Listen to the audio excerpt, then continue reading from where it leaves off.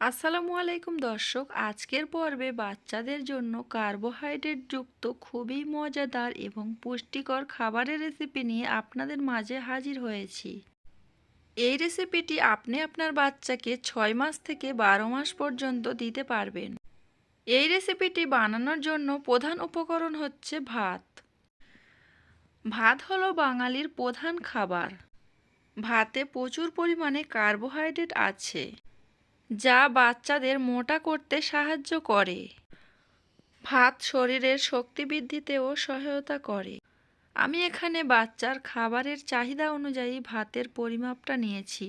আপনারা আপনাদের বাচ্চাদের খাবারের চাহিদা অনুযায়ী কমিয়ে বা বাড়িয়ে নিতে পারেন।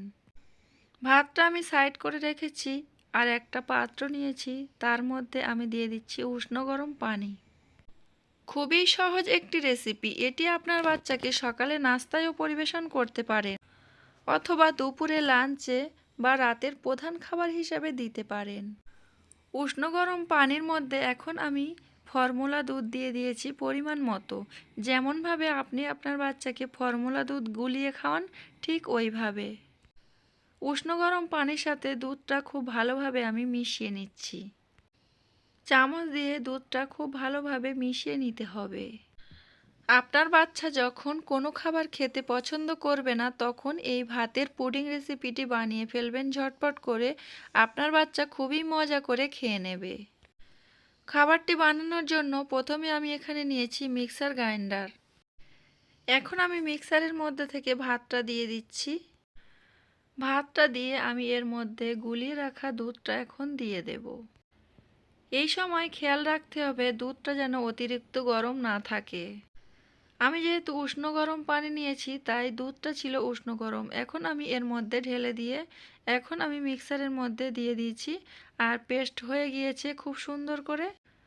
আপনি চাইলে আপনার বাচ্চাকে মিক্সারে না দিয়ে হাত দিয়ে খুব সুন্দর করে মাখিয়ে মাখিয়ে খাওয়াতে পারেন, অথবা ম্যাশার দিয়েও ম্যাশ করেও নিতে পারেন। বিশেষ করে যে সকল বাচ্চাদের দাঁত ওঠেনি, তারা এইভাবে বাচ্চাকে মিক্সারে দিয়ে গুলিয়ে নেবেন। আর এই পুডিং রেসিপিটি খেতে খুবই মজাদার, বাচ্চারা খুবই মজা করে খাবে। এই পুডিংটি পরিবেশন করার জন্য একটা বাটি নিয়েছি, এখন আমি বাটির মধ্যে ঢেলে দিচ্ছি। 6 মাস পর আপনার বাচ্চাকে যখন প্রথম সলিড খাবার খাওয়াবেন, তখন এইভাবেও খাওয়াতে পারেন। সবসময় চেষ্টা করতে হবে বাচ্চাদের বাড়িতে হোমমেড খাবার বানানোর জন্য। তো বিভিন্ন রকমভাবে ট্রাই করে খাওয়াতে হবে বাচ্চাদের। বাচ্চারা যদি একবার বাইরের খাবার মুখে স্বাদ লেগে যায়, তখন কিন্তু তারা বাড়ির বানানো খাবার খেতে চাইবে না। তো যাই হোক, এই পুডিংটি সুন্দর করে পরিবেশন করার জন্য আমি এর মধ্যে একটা কিশমিশ দিয়ে দিচ্ছি। কিশমিশ বাচ্চাদের জন্য খুবই উপকারী, তো সৌন্দর্যও হবে, বাচ্চাও খেতে পারবে। তো যাই হোক, আজকের ভিডিওটা কেমন হয়েছে অবশ্যই জানাবেন। যদি ভালো লাগে তাহলে ভিডিওটিতে একটি লাইক দিয়ে চ্যানেলটি সাবস্ক্রাইব করে দেবেন।